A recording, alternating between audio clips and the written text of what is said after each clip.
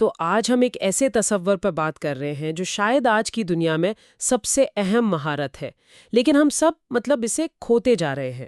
یہ کیل نیوپورٹ کا تصور ہے ڈیپ ورک یعنی گہرا کام، اور آج ہم اسی موضوع کا گہرائی سے جائزہ لیں گے کہ آج کی یہ جو خلفشار سے بھری دنیا ہے، اس میں بغیر کسی رکاوٹ کے پوری توجہ کے ساتھ کام کیسے کیا جائے۔ بالکل، اور یہ صرف آپ سمجھے کہ پیداواریت بڑھانے کی کوئی نئی ترکیب نہیں ہے۔ نیوپورٹ کی جو بنیادی دلیل ہے نا، وہ بہت بہت طاقتور ہے۔ وہ کہتے ہیں کہ گہرے کام کی جو صلاحیت ہے وہ تیزی سے نایاب ہوتی جا رہی ہے، کم ہو رہی ہے۔ جی، اور جو چیز نایاب ہوتی ہے اسی کی قیمت بڑھتی ہے۔ اس لیے آج کی معیشت میں یہ مہارت معاشی طور پر بھی بہت زیادہ قیمتی ہوتی جا رہی ہے۔ جو لوگ اس میں مہارت حاصل کر لیتے ہیں وہی آگے بڑھتے ہیں۔ صحیح، تو آئیے اس کو کھولتے ہیں۔ میرا پہلا سوال تو یہی ہے کہ آخر گہرا کام ایک سپر پاور کیوں ہے؟ ذرائع میں عظیم تنظیم نو یا دی گریٹ ری اسٹرکچرنگ کا ذکر ہے، جو ماہرین اقتصادیات ایرک برائن جولفسن اور اینڈرو میکافی کا ایک تصور ہے۔ یہ سننے میں تو بہت بڑا اور تھوڑا خوفناک بھی لگتا ہے۔ اس کا مطلب کیا ہے؟ یہ واقعی ایک بہت بڑا تصور ہے اور ہمارے وقت کی حقیقت کو بیان کرتا ہے۔ برائن جولفسن اور میکافی کہتے ہیں کہ ہم ایک ایسے دور سے گزر رہے ہیں جہاں ٹیکنالوجی کی رفتار وہ انسان کی مہارتیں سیکھنے کی رفتار سے کہیں زیادہ تیز ہو گئی ہے۔ اس کی وجہ سے معیشت کی پوری ساخت بدل رہی ہے، اور اس نئی معیشت میں ہر کوئی یکساں طور پر کامیاب نہیں ہوتا۔ صرف چند مخصوص گروہ ہی ہیں جو اس تبدیلی کی لہر پر سوار ہو کر آگے نکل رہے ہیں۔ اور یہ کون لوگ ہیں؟ کیا یہ صرف وہی ہیں جن کے پاس پیسہ ہے؟ ان میں سے ایک گروہ تو وہی ہے، سرمائے کے مالک، جیسے جان ڈوئر جیسے سرمایہ کار جو ٹیکنالوجی میں پیسہ لگاتے ہیں اور اس سے منافع کماتے ہیں۔ لیکن باقی دو گروہ بہت دلچسپ ہیں۔ اچھا؟ پہلا ہے اعلیٰ ہنرمند کارکنوں کا گروہ۔ یہ وہ لوگ ہیں جو پیچیدہ مشینوں، مصنوعی ذہانت اور ڈیٹا کے ساتھ آرام سے کام کر سکتے ہیں، جیسے کہ نیٹ سلور جو ڈیٹا کا تجزیہ کر کے پیشگوئیاں کرتے ہیں۔ اور دوسرا گروہ؟ دوسرا گروہ ہے سپر سٹارز کا۔ یہ وہ لوگ ہیں جو اپنے شعبے میں بہترین ہیں۔ ٹیکنالوجی کی وجہ سے اب مارکیٹ عالمی ہو گئی ہے نا۔ جی۔ اگر آپ کو اپنی کمپنی کے لیے ایک گرافک ڈیزائنر چاہیے تو آپ اپنے شہر کے بہترین ڈیزائنر تک محدود نہیں ہیں۔ آپ پوری دنیا کے بہترین ڈیزائنر کی خدمات حاصل کر سکتی ہیں۔ اس لیے جو اپنے فن میں واقعی غیر معمولی ہیں وہ سب سے آگے ہیں۔ یہ تینوں گروہ تو بہت مخصوص لگتے ہیں، مطلب ایسا لگتا ہے کہ باقی سب لوگ پیچھے رہ جائیں گے۔ کیا یہ واقعی اتنا ہی سخت مقابلہ ہے؟ نیوپورٹ کی دلیل کے مطابق ہاں، اور اس لیے وہ ان دو بنیادی صلاحیتوں پر زور دیتے ہیں۔ وہ کہتے ہیں یہ صلاحیتیں کسی کو بھی ان گروہوں میں شامل ہونے میں مدد دے سکتی ہیں، چاہے ان کا شعبہ کوئی بھی ہو۔ اچھا۔ پہلی صلاحیت ہے مشکل چیزوں پر تیزی سے عبور حاصل کرنے کی صلاحیت۔ کیونکہ ٹیکنالوجی ہر چند ماہ بعد بدل رہی ہے، آپ کو مسلسل سیکھتے رہنا ہوگا۔ اور دوسری؟ اور دوسری صلاحیت ہے اعلیٰ معیار اور رفتار کے ساتھ بہترین سطح پر کام کرنے کی۔ یعنی صرف کچھ سیکھ لینا کافی نہیں، آپ کو اس سے کچھ ٹھوس اور قابل قدر پیدا بھی کرنا ہوگا۔ ٹھیک ہے، تو یہ صرف ٹیلنٹ کی بات نہیں بلکہ سیکھنے اور پیدا کرنے کی صلاحیت کی بات ہے۔ یہ تھوڑی امید دلاتی ہے۔ لیکن ان دونوں صلاحیتوں کا گہرے کام سے کیا تعلق ہے؟ تعلق بالکل سیدھا ہے۔ کوئی بھی مشکل چیز سیکھنے یا اعلیٰ معیار کا کام کرنے کے لیے آپ کو اپنی پوری توجہ ایک نقطے پر مرکوز کرنی پڑتی ہے۔ آپ آدھے دھیان سے پروگرامنگ نہیں سیکھ سکتی اور نہ ہی بکھری ہوئی توجہ کے ساتھ کوئی شاندار ناول لکھ سکتی ہیں۔ صحیح۔ اور نیوپورٹ یہاں ایک ایسی بات کہتے ہیں جو پیداواریت کے بارے میں ہماری پوری سوچ کو بدل دیتی ہے۔ وہ ایک فارمولا دیتے ہیں۔ کون سا فارمولا؟ اعلیٰ معیار کا کام صرف کیا گیا وقت ضرب توجہ کی شدت۔ اعلیٰ معیار کا کام برابر ہے وقت ضرب توجہ کی شدت۔ یہ دلچسپ ہے۔ بالکل۔ ہم میں سے زیادہ تر لوگ مساوات کے پہلے حصے یعنی وقت کو بڑھانے کی کوشش کرتے ہیں۔ زیادہ گھنٹے کام کرنا، رات گئے تک جاگنا۔ جی بالکل۔ لیکن نیوپورٹ کہتے ہیں کہ اصل طاقت دوسرے حصے یعنی توجہ کی شدت میں ہے۔ یہ ایسا ہی ہے جیسے آپ آگ پر ٹھنڈا پانی ڈال کر اسے تیز کرنے کی کوشش کر رہے ہوں، جبکہ اصل حل آنچ تیز کرنا ہے۔ 1 گھنٹے کا گہرا کام 4 گھنٹے کے بکھرے ہوئے کام سے کئی زیادہ طاقتور اور نتیجہ خیز ہو سکتا ہے۔ تو یہ ایک عجیب تضاد ہے۔ ایک طرف ہمیں معلوم ہے کہ گہرا کام ایک سپر پاور ہے، لیکن دوسری طرف ہمارے دفاتر اور ہماری عادتیں ہمیں مسلسل سطحی کام کی طرف دھکیل رہی ہیں۔ ایسا لگتا ہے کہ دفاتر جان بوجھ کر خلفشار پیدا کرنے کے لیے بنائے گئے ہیں۔ یہ ایک ایسی جنگ ہے جسے ہم پہلے ہی ہار رہے ہیں۔ یہ بالکل درست مشاہدہ ہے۔ کام کے ماحول میں ایسے کئی رجحانات ہیں جو گہرے کام کو تقریباً ناممکن بنا دیتے ہیں۔ سب سے واضح مثال تو اوپن آفس ڈیزائنز ہیں۔ ہاں، فیس بک اور اسکوائر جیسی کمپنیاں یہ سوچ کر انہیں بناتی ہیں کہ اس سے لوگ مل جل کر کام کریں گے، لیکن تحقیق بتاتی ہے کہ اس کا نتیجہ صرف شور اور خلفشار کی صورت میں نکلتا ہے۔ آپ کے برابر میں بیٹھا شخص فون پر بات کر رہا ہے اور آپ کی توجہ ختم۔ اور پھر فوری پیغام رسانی یعنی انسٹنٹ میسیجنگ کا کلچر ہے۔ ہر وقت آن لائن رہنے کی توقع، جیسے اگر آپ نے 5 منٹ میں جواب نہیں دیا تو کوئی قیامت آ جائے گی۔ جی ہاں، IBM جیسی بڑی کمپنیوں میں بھی یہ کلچر عام ہے کہ آپ سے تیز جوابات کی توقع کی جاتی ہے۔ اس سے یہ پیغام جاتا ہے کہ آپ جو بھی اہم کام کر رہے ہیں اسے چھوڑ کر اس پیغام کا جواب دیں۔ یہ گہرے کام کا قاتل ہے۔ اور صرف یہی نہیں، سوشل میڈیا پر موجودگی کا دباؤ بھی ہے۔ ذرائع میں دی نیو یارک ٹائمز کی مثال دی گئی ہے، جہاں صحافیوں پر دباؤ ڈالا جاتا ہے کہ وہ ٹویٹر پر فعال رہیں، جو ان کے بنیادی کام یعنی تحقیق اور لکھنے سے ان کی توجہ ہٹاتا ہے۔ لیکن اس رویے کے پیچھے کیا نفسیات ہے؟ کیا مینیجرز کو یہ نظر نہیں آتا کہ اس سے پیداواریت کم ہو رہی ہے، یا اس کی کوئی اور وجہ ہے؟ دیکھیں، اس کی 2 بڑی نفسیاتی وجوہات ہیں۔ پہلی ہے کم سے کم مزاحمت کا اصول، یعنی پرنسپل آف لیسٹ ریزسٹنس۔ اچھا، انسان ہونے کے ناطے ہم ہمیشہ آسان راستہ اختیار کرتے ہیں۔ ای میلز کا فوری جواب دینا، ایک میٹنگ سے دوسری میں بھاگنا، یہ سب ایک مشکل مسئلے پر گھنٹوں گہرائی سے سوچنے سے کہیں زیادہ آسان محسوس ہوتا ہے۔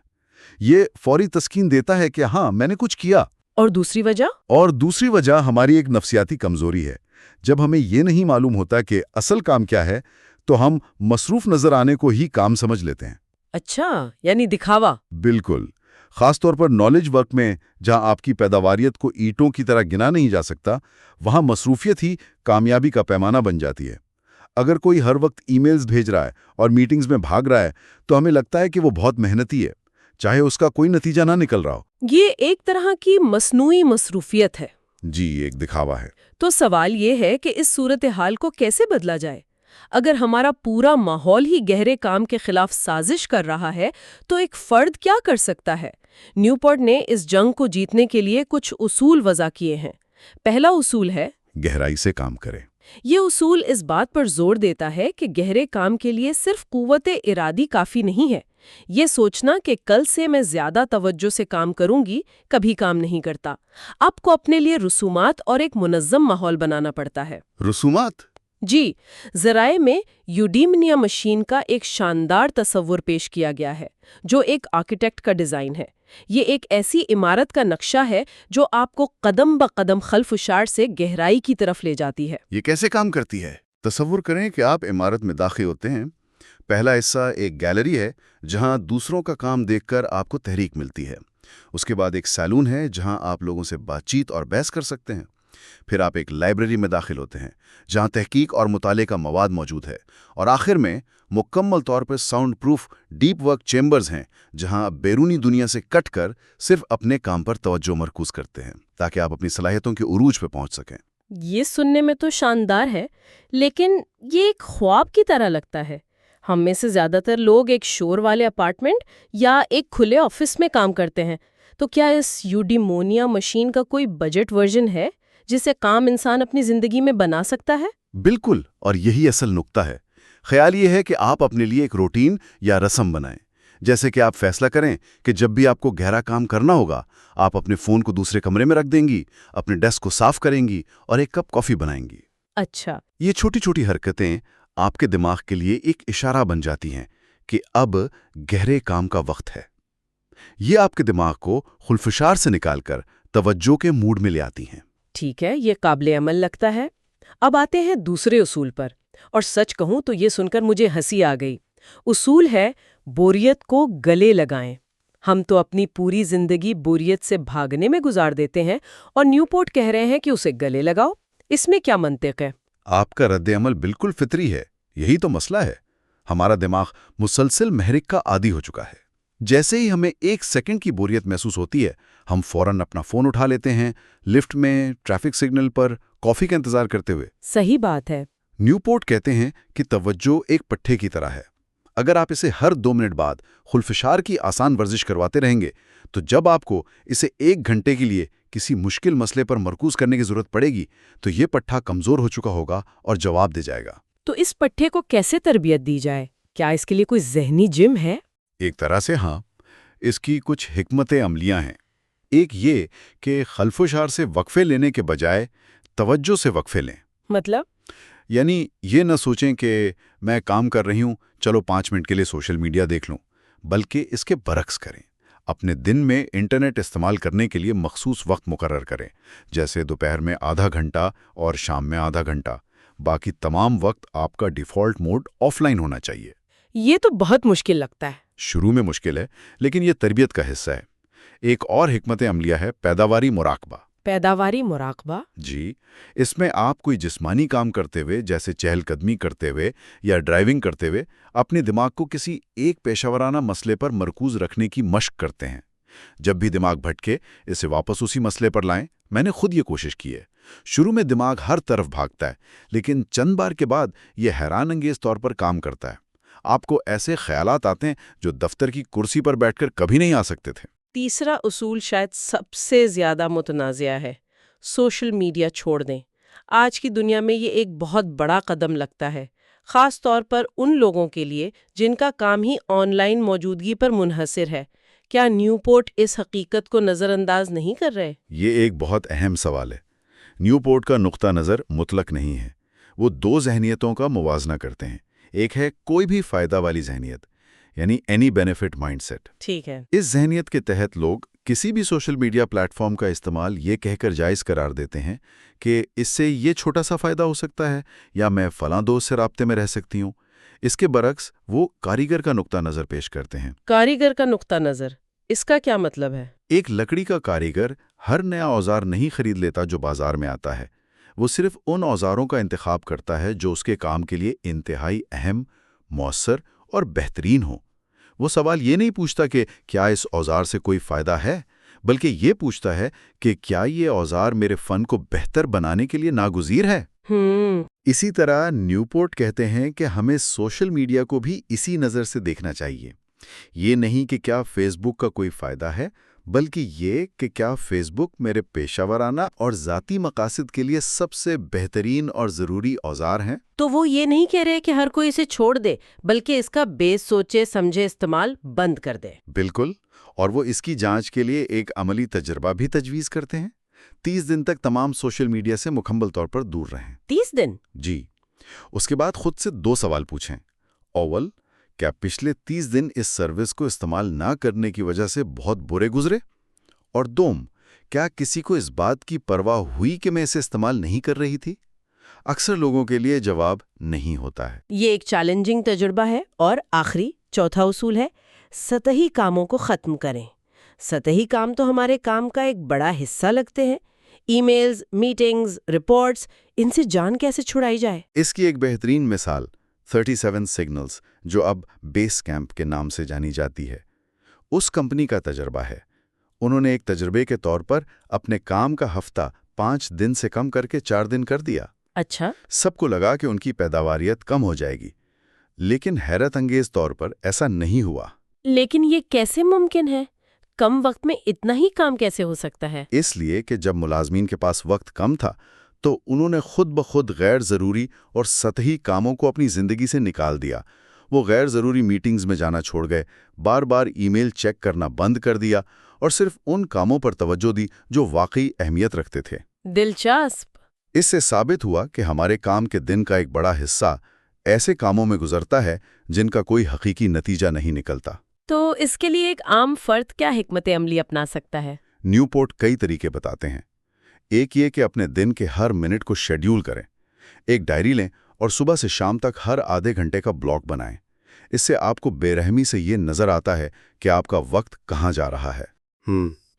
دوسرا، اپنے لیے ایک سطحی کام کا بجٹ طے کریں، یعنی پہلے سے فیصلہ کر لیں کہ آپ دن میں 1 یا 2 گھنٹے سے زیادہ ای میلز اور دیگر سطحی کاموں پر صرف نہیں کریں گی۔ اور سب سے اہم، کام کے دن کے اختتام پر ایک شٹ ڈاؤن روٹین اپنائیں۔ شٹ ڈاؤن روٹین یہ کیا ہے؟ یہ ایک چھوٹی سی رسم ہے جو آپ کام ختم کرتے وقت اپناتے ہیں۔ آپ اپنے تمام نامکمل کاموں کا جائزہ لیتے ہیں، اگلے دن کا منصوبہ بناتے ہیں اور پھر کوئی مخصوص جملہ کہہ کر، جیسے شٹ ڈاؤن مکمل، ذہنی طور پر کام کو بند کر دیتے ہیں۔ اچھا۔ اس سے آپ کا دماغ رات بھر کام کے بارے میں سوچ کر پریشان نہیں رہتا اور وہ آرام کر پاتا ہے جو اگلے دن گہرے کام کے لیے ضروری ہے۔ تو آج کی گفتگو کا خلاصہ یہ ہے کہ گہرا کام صرف ایک اچھی عادت نہیں، بلکہ آج کی معیشت میں ایک نایاب اور انتہائی قیمتی مہارت ہے۔ اسے اپنانے کے لیے محض خواہش نہیں بلکہ منظم کوشش، اپنی توجہ کے پٹھے کو مضبوط کرنے، ٹیکنالوجی کا ایک کاریگر کی طرح دانستہ استعمال کرنے اور سطحی کاموں کی دلدل کو اپنی زندگی سے خشک کرنے کی ضرورت ہے۔ بالکل۔ اور میں ایک اختتامی سوچ پیش کرنا چاہوں گا۔ گہرے کام کو اپنانے کا مطلب صرف خلفشار سے بچنا نہیں ہے۔ اس کا مطلب اس حقیقت کا سامنا کرنا بھی ہے کہ شاید ہم ابھی اپنی بہترین کارکردگی نہیں دکھا رہے ہیں۔ یہ گہری بات ہے۔ یہ مصنوعی مصروفیت کے آرام اور دکھاوے کو چھوڑنے کا چیلنج ہے۔ یہ اس خوف پر قابو پانے کے بارے میں ہے کہ اگر ہم نے واقعی اپنی پوری توجہ لگائی تو کیا ہم وہ نتائج حاصل کر پائیں گے جن کی ہم امید کرتے ہیں۔ یہ ایک آسان راستہ نہیں ہے، لیکن یہ ایک زیادہ بامانی، زیادہ نتیجہ خیز اور گہری زندگی گزارنے کا راستہ ہے ضرور۔